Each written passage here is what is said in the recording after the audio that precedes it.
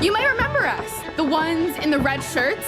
We can't afford guns being the leading cause of death for children and teens in this country. Whether you're Republicans or Democrats, you can't look away. We're not going to shut up until we get the change we deserve. Thoughts and prayers are no longer enough. We need to take action now. You didn't get this far by saying you can't. You didn't get this far by just being mediocre. You moms demand action, and that's what we demand. Welcome to Movement Builders, a show about the people ending gun violence in America. All of us. I'm Kaylin Ford. And I'm Nikita McDaniel. I hope you all have had a great summer. Some of our families have already went back to school, and others are getting ready. And I know that I am never too old to get excited about a sharpened pencil, a new notebook, and to learn new and exciting things. Me too, Nikita. And today's episode is all about going deep on a fight many of us are familiar with, but that's taken on a new urgency this month. I'm talking about our fight against a federal concealed carry mandate, which is heating up in Congress right now. Also known as concealed carry reciprocity, this bill is the gun industry's dream, but a total nightmare for public safety. It would force every state to recognize every other state's requirements about who can carry a hidden, loaded gun in public, including those with no standards at all. It's basically taking permitless carry and making it nationwide, and we are fighting like hell to stop it. You got that right. We're fighting like hell. And I know I live in Winston-Salem, North Carolina, and we know this fight against permitless carry all too well. We were angry and frustrated when our state senators voted to override Governor Josh Stein's veto of permitless. And we've been getting loud and keeping the House from doing the same. That's because we've seen time and time again the deadly impact of permitless carry nationwide. In fact, we know that when states repeal strong permit requirements for carrying a concealed gun in public, gun assaults increase by 32%, y'all. And that is unacceptable because we're talking about people's lives here. That's right, Nikita. And we successfully defeated a federal concealed carry mandate before, during the first Trump administration, back in 2017. And so we're fighting hard to do it again. And we're so grateful to those of you who have already taken action, whether it's by meeting with your members of Congress in person, dropping off information at their in-district offices during this August recess, recording a video on Soapbox, getting loud on social media, or texting GUT to 64433 to send your message. We appreciate all of it. All of it matters. But we've got to keep the pressure on and take this fight across the finish line. Exactly. And our guests today are going to share how we can do just that. Callie Lasher-Sommers is our Director of Federal Campaigns and Strategy here at Everytown for Gun Safety, Moms Demand Action, and Students Demand Action. And Patricia Block-Sheehan is a leader with Students Demand Action who attends Staten Island Academy in New York and who has also been working hard on our campaign to block federal concealed carry mandate. Welcome, Callie and Patricia, to the Movement Builders podcast. Thank you both so much for being with us. My pleasure. Thank you so much for having me. Thanks for having us. Excited to be here. Yes, we're excited to have you all. Callie and Patricia, we're going to just dive into it because we have a lot to talk about. But first, I'd like for you both to share how you got involved in the gun violence prevention movement. And Patricia, why don't you go first? So I really got involved with GVP work in my freshman year of high school when my school chapter went to New York's Advocacy Day. This was really my introduction to gun violence prevention, and it was the stories of Moms Demand Action members and Everytown survivors that inspired me to get more involved. I soon realized that a lot of my friends have similar stories and have experienced active shooter situations at their schools, including drive-bys or lockdowns. Advocacy Day itself was also incredibly empowering. I got to speak face-to-face with elected officials who truly wanted to hear what I had to say and how our bills could protect their constituents. And thankfully, months later, I got to see how those same bills were passed because of Moms Demand Action and Students Demand Action tireless advocacy. I attended Wear Orange that same year, joined Students Demand Action National Training Team, and I've stayed involved ever since. Oh my goodness, you are a rock star in real life. We are so thankful to have you in this movement, Patricia, and thank you for all that you've already done. How about you, Callie? Well, in some ways, I've really been involved in the movement for a lot of my life. My mother is a survivor of gun violence. She was shot by her abusive stepfather when she was 13. So I really grew up knowing the toll that her shooting took on her physical and mental health and continues to impact our family. I got into this work because I never want my children or other families to experience what she experienced growing up and what our family has continued to experience. And, since joining Everytown officially, I've been felt really privileged to continue to work with survivors and volunteers who have put their pain into the work and continue to make a real impact.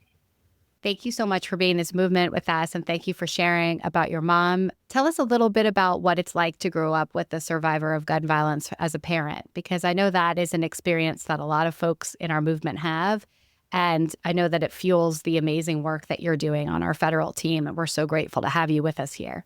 Yeah, my mom is a really amazing advocate. She was one of Everytown's actually first survivor fellows way back in the day.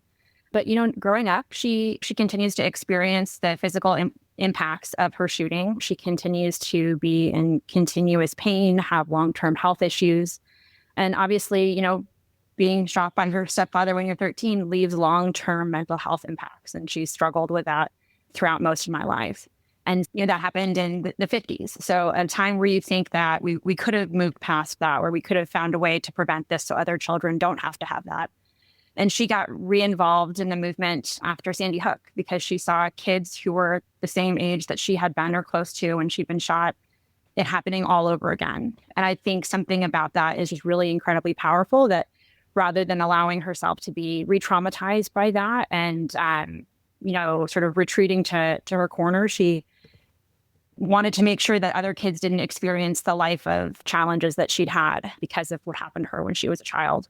So I think that was something that was instilled in me when I was a kid, that, if you see something bad happening, you need to take action, even if it's hard and even if it's a long-term fight. That, she's been in it for the last 50 some years. And I think that's something I carry with me working on the federal space, is that, it takes a long time to make a difference, but sometimes you gotta stick to it.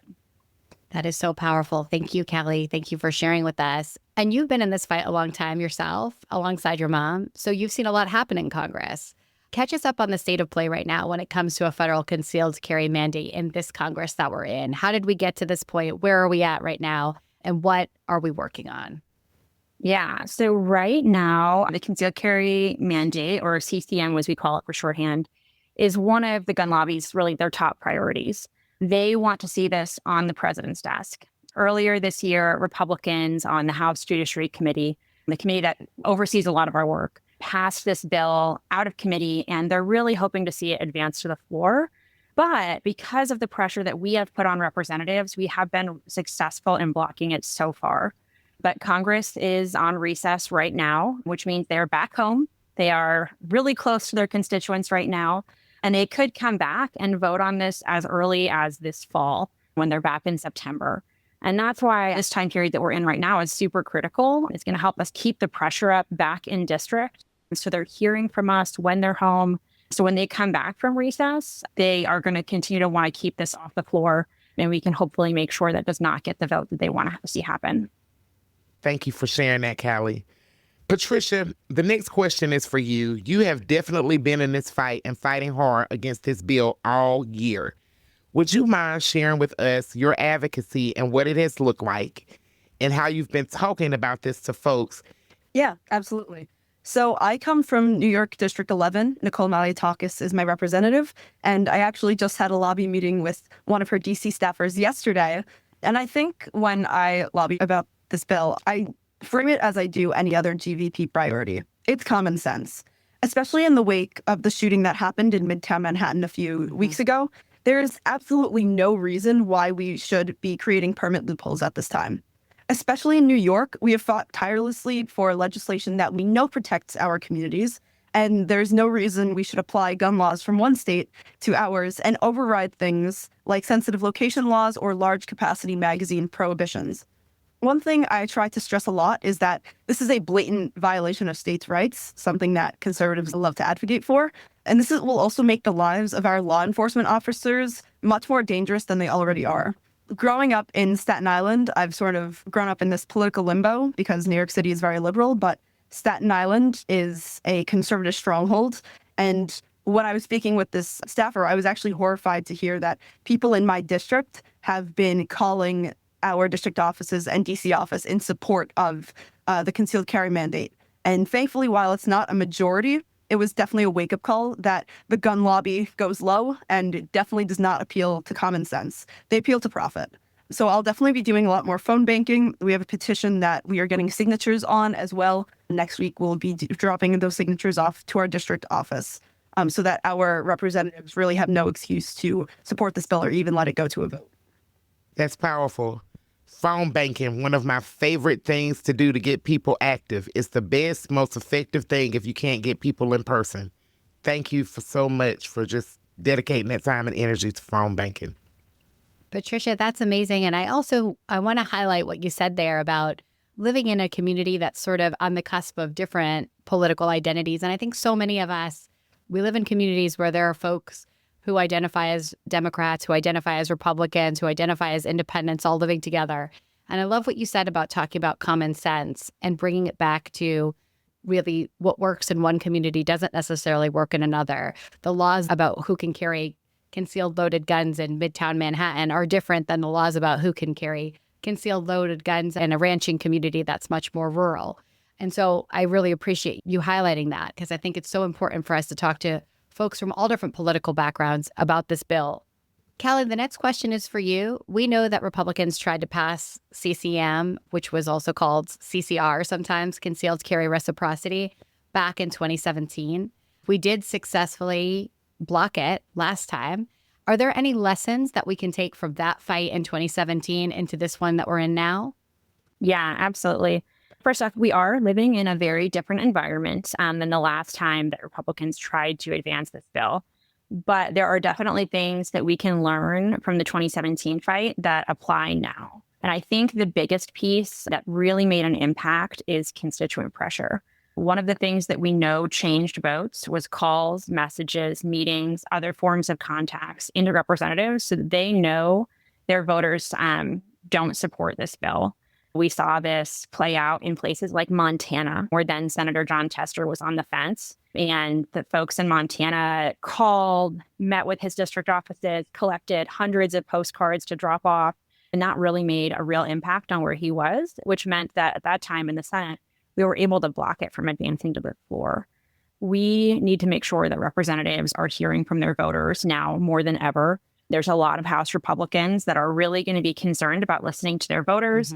And we need to let them know that there will be consequences for endangering their constituents by supporting this bill. So I would say the biggest thing that we can do to stop it in its tracks, stop it from moving forward, is just like Patricia was just talking about, meet with representatives, phone bank, send in messages to DC and district offices so representatives really know where their constituents are here.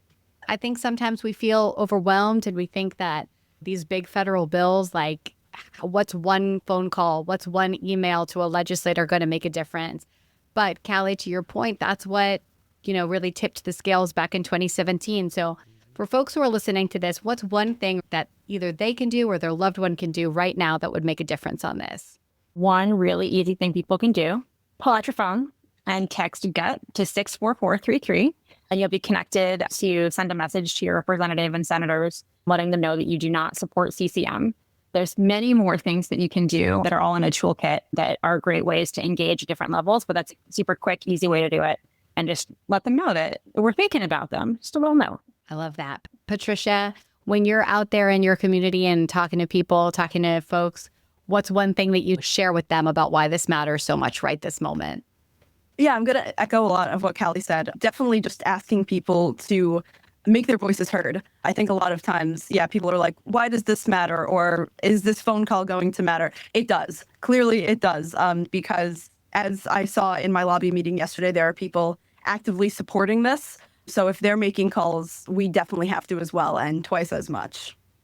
And Callie, from your work in Congress, how closely do congressional offices track the number of calls that are coming in for and against something? Businesswomen is tracked super closely. The staff that you talk to when you give the office a call or the folks who are reading the emails, those are tallied every day. And those are reported to the senior staff in all of the offices and to members. Frequently, one of the first questions that folks will ask is like, what do the calls look like? What are people calling about? And those numbers are important. So it is very closely tracked, especially for some of the folks that we're really trying to lean into to stop them from supporting CCM. Excellent. Thank you. Every call matters. Thank you for sharing that. I love to see a plan when it's in action, and we have a lot of strategy here on our team. Thank you for being fierce and leading the way for that. So this next question is for both of you. We know that our folks are feeling angry, frustrated, and overwhelmed with so many things that are going on in Washington, D.C. right now, including this administration's cruel actions on immigration. What is important and why is it important that we stay focused on our federal GVP work when there's so much else going on? And Callie, why don't you answer first? Yeah, that's such a great question. Right now, the administration and Congress are really attacking every value that I hold close. They're gutting federal programs. They're threatening the very foundation of our democracy.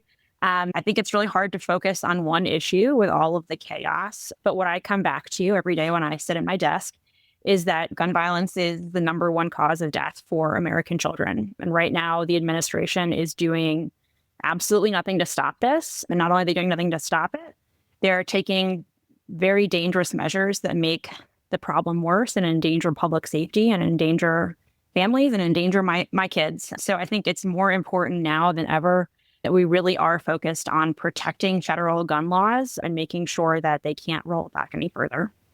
Yes, agreed. How about you, Patricia? Totally. I definitely agree with what Callie said. And I sympathize with people who are frustrated with what's going on in office right now. I've spent a ton of time in other advocacy areas as well, such as human rights advocacy and climate change advocacy. And something that I've realized, though, is that at some points, consistent and specialized work makes the most impact. I'm not saying don't attend rallies or sign petitions. Please, by all means, do support our allies in those other movements. But in our political climate, it's so easy to stretch yourself too thin and get overwhelmed with everything and trying to solve all the world's problems. As a young person, I think I can speak for my classmates and I when I say, like, we feel that weight a lot. And especially on the federal level, other presidential actions might be getting headlines, and it's super easy to get news fatigue. But do not be mistaken. There are still very active, consistent efforts in the federal government to undo our GVP work. So in order to defend the work that we've already done and make progress, staying consistent and focused is going to make all the difference, especially taking care of ourselves, avoiding burnout, and realizing our capacity is definitely important to making the greatest impact that we can at this time. Yes. Patricia, I needed those wise words because I think all of us can feel a little stretched thin. And Patricia, you said it perfectly, that news fatigue and that overwhelm, it doesn't make us better at our work. It doesn't make us more effective. And indeed, like, we can kind of feel ourselves burning out or just getting so overwhelmed that we don't take action on anything. And so I really, really appreciate that perspective, Patricia. And thank you for all the work that you're doing in those movements as well, outside of GVP and your other advocacy issues, because it matters. We appreciate it. And the next question is one that we ask all of our podcast guests. And Patricia, you just touched on beautifully, but we're facing a lot of challenges right now. And it is important to take care of ourselves. It's not a nice to have. It's not selfish. Self-care is really essential in this work to be able to keep going for years and decades. How do each of you take care of yourself? How do you sort of stay centered and grounded when you're balancing this advocacy work with everything else going on in your life? I try my best to be self-aware and regularly check in with myself and my teammates for that matter. If I'm particularly overwhelmed, 100%, please take a step back. Great idea. Sometimes it's very easy to feel bad for taking that step back, but I understand that it'll allow me to be more productive in the coming days and in our upcoming initiatives. Sleeping enough, definitely remembering to drink water, eat, exercise. All of these things are super important on the regular, but when it comes to very emotionally overwhelming work like gun violence prevention, it becomes that much more important. Also, I would encourage people to lean on your fellow volunteers as well. We have a very strong, supportive community that is always willing to help. Yes, I love that community. I'm very thankful that we have that community. It's been a huge part of my keep going for the last 14 years in this movement. Another question that we also ask all of our guests, we know that you two in particular juggle a lot with demands from school, parenting, and so much more that you do. When you're not out here fighting the good fight, how do you each spend your time? I can jump in. I have the great privilege of living in Central Oregon, surrounded by lots of national forest. And so every weekend, we spend a couple hours outside of cell service with our two girls, going on hikes, getting them exposed to all the great stuff that we've got in our area, which is like a really great opportunity to unplug. I'm also currently watching The Gilded Age, which is like a great show, but also has some like really unfortunate ties to like, current environment and robber barons. So that's not so much being unplugged, but it is a great show and recommend. That all sounds incredible. Are there other ways that you take care of yourself? And I think it would be interesting for folks to hear, like, how do you stay positive and keep going and take care of yourself doing this at the federal level when there are lots of factors outside of our control? Yeah, that's a great question. The federal team that I work with, the last time we passed a piece of federal legislation was passing the Bipartisan Safer Communities Act, which was a huge win and led to a couple other wins through regulation. And we had the Biden administration. But that was a long time coming, and it took 30 years to get there. So I think something that, we do a lot, as sort of Patricia said, is we really lean on each other. It's a team of folks who are close and have been doing this work for a long time. So being able to lean on your teammates and know that they're there fighting the fight with you. I think the other thing is just like there's like a saying that's like, if you want to see change now, do state ledge. And if you want to see change in like 20 years, something, work on the federal level. And that's just sort of where we are. And we have to acknowledge it and know that like the work that we're doing now can lead to bigger wins long term. And then I think, like Patricia said, just giving yourself grace to step back when you need it. I unplug every day at the end of the day and don't talk to anyone for an hour when I go pick up my kids. And that is the time that I am playing with my kids. And I will respond to your email later. And just taking that time for yourself and knowing it's not selfish, knowing it's time that you need to recharge so that you can show up to the next day and support your teammates when maybe they're having a bad day. Yes, I definitely plugged out. I don't drive my kids to school anymore because they drive themselves. That was a practice. When I picked them up from school, I would make sure that I was very intentional about listening to them and blocking everything out for our ride home. And when we got home for snack time, I miss those days. Nikita's babies were babies when she started in this movement. And now she's got one in college, right? One going to college and one finishing high school. Yep. So talk about that intergenerational change and that long-term work. There you go. Patricia, what about you? Are there any shows, books, podcasts that you like to unwind to that you'd recommend that you found interesting recently? Sure, yeah. So I don't watch that much TV, but I do love a good episode of Suits. That's really fun. Oh, yes. Okay. Yeah. I watch a lot of YouTube as well. There's this one really hilarious channel called Food Theory, and it has all these super weird, crazy, like fun facts about food. And yeah, just very fun, very lighthearted, great thing to watch just to like, yeah, get your mind off of things. I also love sports. That's something that I really like to do. I'm a competitive swimmer and I practice Taekwondo as well. And I just find that being active is a great way to burn off any of the extra stress that might be weighing on me. And also to all my SDA members, it can definitely be hard as a teen in this work, but definitely take time to like be a teen, do things you love. I love hanging out with my friends and also doing calligraphy. That's one of my favorite things as well. I love that, Patricia. That's amazing. How did you get into that? Well, my mom used to do a lot of calligraphy. So that's where I sort of got the interest, I think. And then I developed that interest on my own. Now I'm super into doing like modern calligraphy. Gothic calligraphy is really cool, like the old-timey script and whatnot. And also doing like, so I study Mandarin Chinese at school. So I like doing that calligraphy as well. So super fascinating to see it. Yeah, just the history of it. You would think it's just letters, but there's a lot behind it. It's interesting that you say that. I just bought myself a calligraphy pen set. Oh, It's cool. And I am so excited to open it up and use that ink. I went out and bought several different types of ink so I can start doing that. So maybe you can I'll share with you my beginner's calligraphy. Yeah, that'd be awesome. If you'll take a look. It sounds like both of you are really dedicated to taking care of yourself, so I'm happy to hear that. It makes my heart smile. I'm very proud of you. And I also just want to say, thank you for joining us today, Callie and Patricia. You got me even more fired up about this work to block CCM. And that's more important now than ever, honestly. We did it in 2017. Now it's time to do it again. And we have to apply that pressure, and we have to make sure that we're taking our loved ones along with us. That's very, very important. So thank you for everything you shared today. Patricia, I just want to say you're a total badass, and all the things, Thank you so much. all the things that you're saying that you're involved in and that you do. I don't know how you fit all of those into a 24-hour day, but you're leading the way. And I think I speak for all of us in saying that students are just an incredible force to be reckoned with. You push us forward, and your energy and your enthusiasm and your passion for this work is really inspiring to all of us, and it keeps us moving forward and it keeps us going. So thank you for that. Thank you so much. Before we go, do either of you have a message that you want to send to our volunteer leaders, our folks who are in this movement with us, who are listening to the podcast? I would just say thank you to everyone who has taken action on this campaign or any other campaigns. I know when I started this job, I was not a mom. I did not know what it meant to juggle kids and family responsibilities and try to volunteer and try to do your job. And since having my own kids, really realizing just the amount of, effort that you have to put in to be willing to do these fights. And, knowing everyone else out there who is balancing all of the life things, like Patricia, who's balancing school and all of these other activities that you're involved with.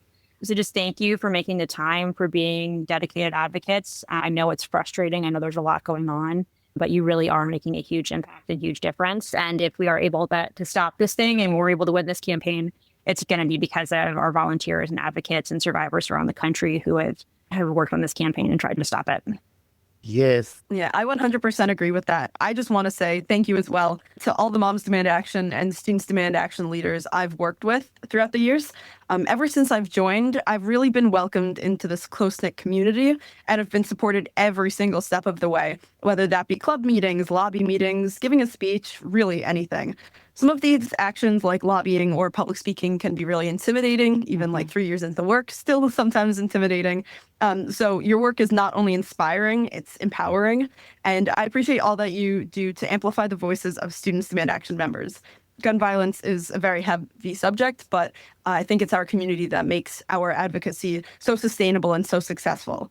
And I'm going into my 4th year as a volunteer leader now, and I'm the president of my school's chapter, the same one that I joined as a member when I was a little freshman. And now I get to help students lobby for the first time, which is truly just a full circle experience for me. And it wouldn't be possible without the community that we foster as volunteers. So I cannot say thank you enough. Oh, my heart is just bursting with joy. Thank you. Patricia, you are amazing. I'm looking forward to voting for you for president someday. I'm just going to say that out loud. Thank you. I'll work your campaign. Demand a seat. Demand a seat. Mm-hmm. Absolutely. Demand a seat. Patricia, when you're ready to demand a seat, you got a lot of people who will help phone bank for you. Sign me up. Thank you so much. Thank you, ladies. Thank you so much for your insights and your wisdom that you shared with us here on the podcast, and for sharing your personal stories with us, because it's so powerful to have both of you here in this fight with us. And I know that together we can defeat CCM once again. Yeah, we're going to do it. We're fired up and ready to go. Thanks for having us. Thank you so much. Y'all, speaking to Callie and Patricia was life-changing for me. It really excited me, pumped me up, reminded me of the phrase, fired up and ready to go. Yes, fired up and ready to go. We're going to keep the pressure on. We're going to keep that pressure on. And yes, we got to keep that pressure on, but we also have to tell the folks in our lives, our neighbors, our fellow parents, our friends, our family members, to keep getting loud too, because as Callie said, congressional offices are tracking those calls. They're looking at how many people are calling or sending messages in favor or against this bill very closely. So please tell your friends, neighbors, and family members and fellow volunteers to text GUT, G-U-T, to 64433 to send their message to their members of Congress about CCM. And keep recording your videos on our Soapbox platform and spreading the word on social media. Yes, Kaylin. I know that we have to keep pushing together. We can defeat this reckless bill once again. And before we go, we want to shout out everyone who has sent us a message after our episode with Benny and Corey. And here's what they had to say. Joel Kaskinen, a local group leader in Michigan, sent us this great message on Slack.